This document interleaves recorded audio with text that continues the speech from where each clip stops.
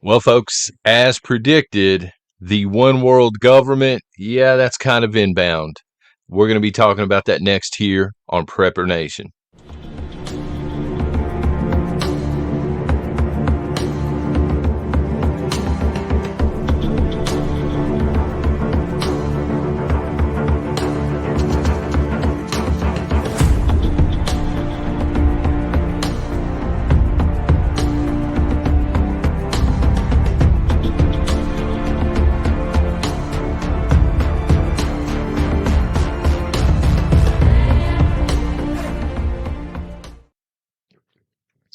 Good morning, Nation. John here. Thank you very much for being here. Thank you for supporting this channel and this platform, no matter how you do it. There's several links down below if it sounds like something you want to do. But anyway, just thank you for being here. And also, thank you to the folks. There were a couple of folks that sent me this intel. As a matter of fact, Bama Jen sent a couple of different links uh, over to me on Patreon. So, ma'am, I appreciate that very much. And I also had someone else over there send a link. The one world government is starting to come together, starting to solidify. And I will try and put a link to some of this intel down in the video description below. But I got a lot of stuff written down too. Okay, so the UN is planning to seize global emergency powers. That's their wording. They are having a summit of the future that is scheduled for next year, September. Perfect timing, right? Just a couple of months before the presidential election here in the United States of America. And in my opinion, a lot of this is my opinion, but again, some of this is going to be direct quotes and things like this. So, in case you haven't heard, again, the summit's coming up next September. In my opinion, this is a fail-safe for the UN. And when I say the UN, I mean, to me, the WEF is right there. NATO's right. They're all together. The WHO, all of these, 2 and 3 letter agencies, if you will. They're working in unison, again, in my opinion. But I digress. September 2024, I think this is a fail-safe just in case conservatives would take the White House here in the United States of America. I don't know how possible that is, to be honest with you, because I don't have a lot of faith in the election system, but this is well documented. And so at the Summit of the Future, as they're calling it next year, they have what's called Our Common Agenda. And it's a platform. I'll try to link directly to it, as a matter of fact, but it's a platform where every nation in the UN is going to come together and they're going to consolidate power in case of an emergency. Okay, so again, quoting, it's called an emergency platform just in case there are global shocks, as they're calling it, on the UN's own website. So here's a direct quote. It's a long one, and then I'll go in and I'll explain to you what it actually means, because a bunch of back and forth talk and fancy talk, son. Direct quote from the UN Secretary General. All right, and I quote, "I propose that the General Assembly provide the Secretary General and the United Nations system with a standing authority to convene and operate automatically an emergency platform in the event of a future complex global shock." So let me explain to you what this means. All right. The UN Secretary General, who holds, in my opinion, a fake position for a fake body, because again, it's well documented. Y'all know what I think about the UN and the blue helmets. I don't think they have any power over your life and my life. I've said this previously, and other countries for that matter. But now the Secretary General is saying, look, in the event that there is an emergency, or as he calls it, global shocks within our world, I'm asking for emergency power to go ahead and bypass any kind of voting in your country, or your country, your country, our country, any kind of legislation. It takes too long. Too much red tape involved with, being free. I'm asking for emergency power to quickly convene and automatically respond to these global shocks. Folks, this is, in my opinion, a one world government starting to form. You know, they've been at this for a while. So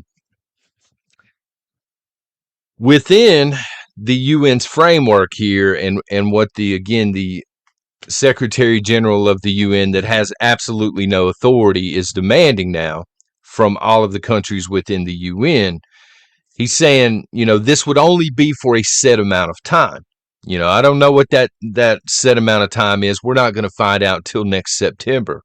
If you happen to know, please leave that in the comments. But I think they're going to unveil that next September.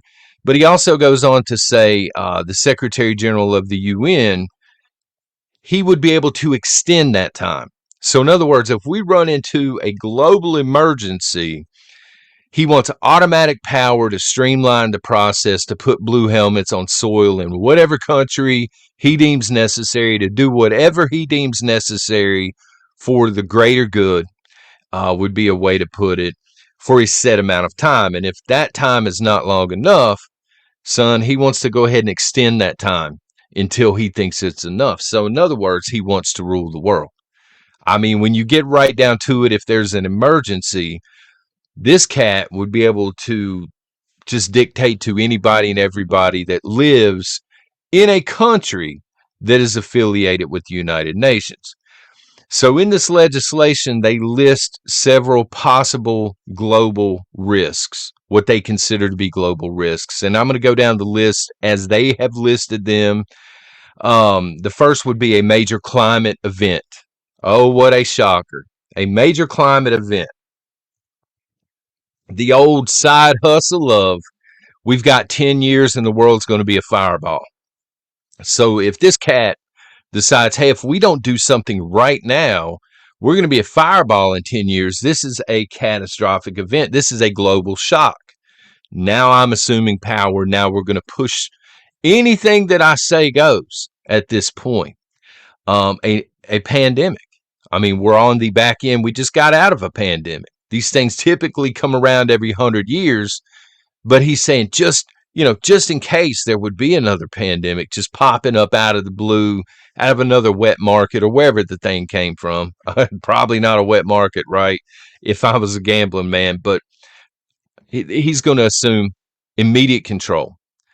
You know, he's going to say what's mandated and what's not mandated, and nobody has a choice. No governor can say no. No mayor can say no. No legislative body in any of these countries can push back. And he's going to do this until he deems the global shock is over with. You know, there's a set amount of time, and if that ain't enough, son, he's just going to extend it out. A global digital disruption. So I think this can go either way. I think this can be, a grid down, or some kind of service that goes down, like the financial system. Maybe it's taken offline for a little while, or if there's just a total economic collapse, these sorts of things. Again, getting back into a discussion we were having the other morning, everything is tied into Wall Street here in the United States. So if we see a banking crash, we're going to see Wall Street crash. This would be, according to the UN, a global shock. This cat at that point would step in and say, I'm assuming control. I'm captain of this ship. Everybody else, y'all little peon pirates, are going to go out and do what I say you're going to do. Otherwise, the blue helmets are coming. A major event in outer space.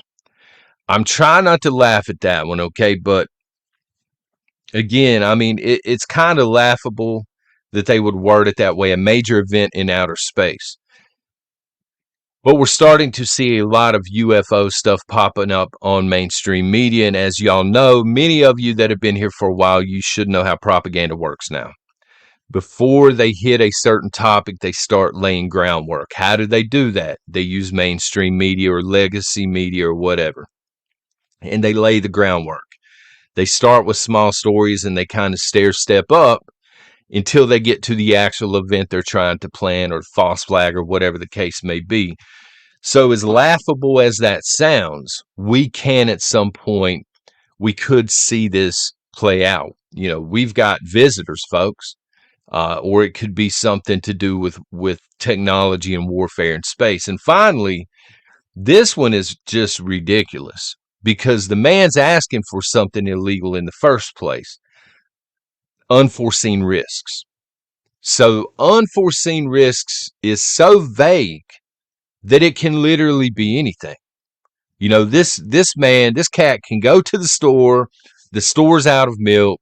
He can declare at that point a global crisis. Now, it's probably not going to go down that way, but you understand what I'm saying. Anything. Ukraine starts to lose the war, and I would argue they're doing that already. Well, this is a global crisis. Now the UN must act. We must step in. This anything. You know, governors down south say, hey, we're going to fund our own wall. This can be viewed by this guy as a global crisis. He could then step in and sic the UN on southern states. Let me give it to you as an analogy. This is what's going on a very small scale, okay? You're at home. You own your property. You're not in a homeowners association or anything like that. If you are, you have my sympathies. But you're at home. You're handling your business. You're enjoying what freedom you have left here in the United States. You have a group of people show up at your house, and they're from 3 or 4 blocks down the way. And they're like, you know, if anything on this list were to happen, we're going to assume control of your property. And we're going to tell you exactly what you're going to do during this process. We're going to go in, we're going to allocate the stuff in your home. We're going to go in, we're going to make sure that everybody within this 3 or 4 block radius is taken care of. And you essentially have no rights during this time. Now, as a homeowner, what are you going to do about that? Are you going to say, okay, man, that's a great deal. The greater good, son. We got to save the climate. No, of course not.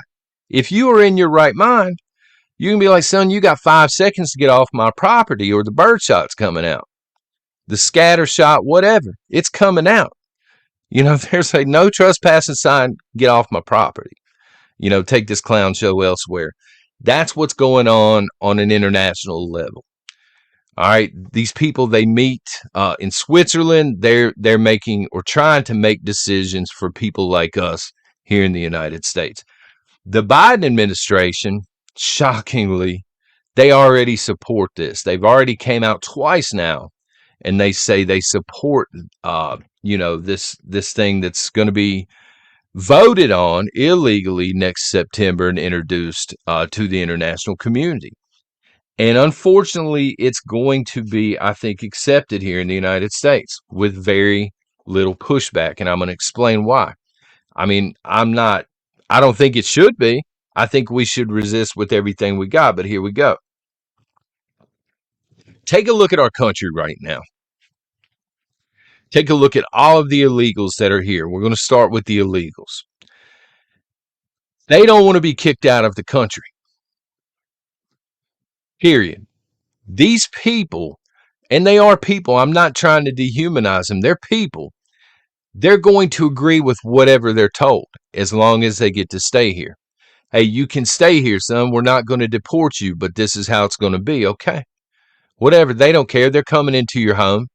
They're going to be living here for free, scot-free from here on out. They don't care what the rules are. You know, they got a free place to stay. And you know, everything that goes along with that, from healthcare to school, etc.